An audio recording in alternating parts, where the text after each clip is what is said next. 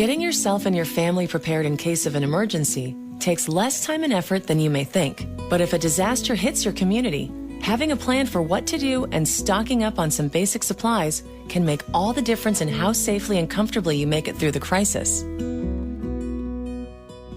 In case of a major emergency, if you call 911, we may not be able to come out as quickly as you'd like us because we're going to be overwhelmed. We're going to have so many different situations at hand. So if you are prepared at home and you have a plan, then you'll be able to cope with it until help arrives.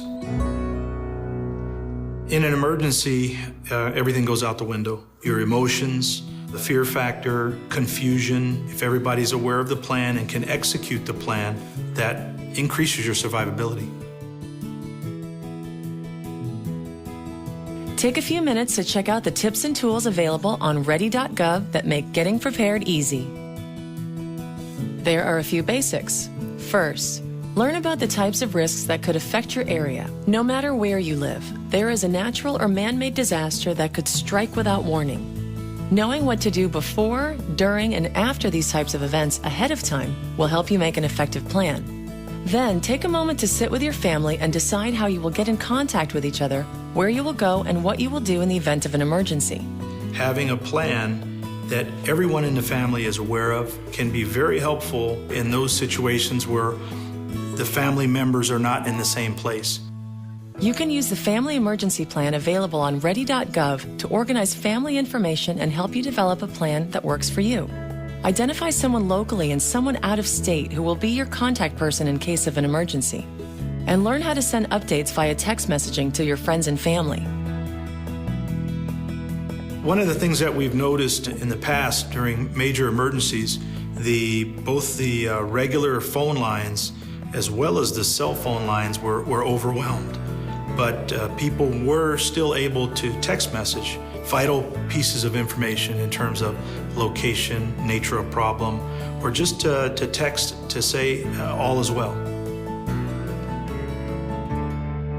Once you've established your plan, print out a list available on ready.gov and start to put together an emergency kit.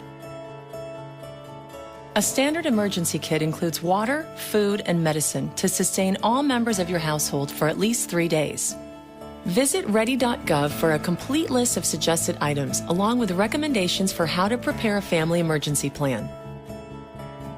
Even if you just add a few items at a time, very quickly you will have a great kit that will ensure you and your family are prepared for an emergency. Also, be sure to keep a copy of the emergency plan together with copies of important documents like birth certificates, insurance policies, and financial forms in your emergency supply kit.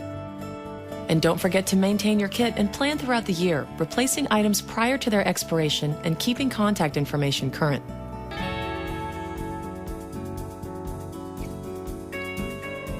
Remember that emergency preparedness is not something you can do once and forget about it. Make sure that you review your kit periodically, you update any medication or food and supplies, and also that you periodically review it with your family. Inquire about emergency plans at places where your family spends time, like work, school, faith organizations, and recreational activities.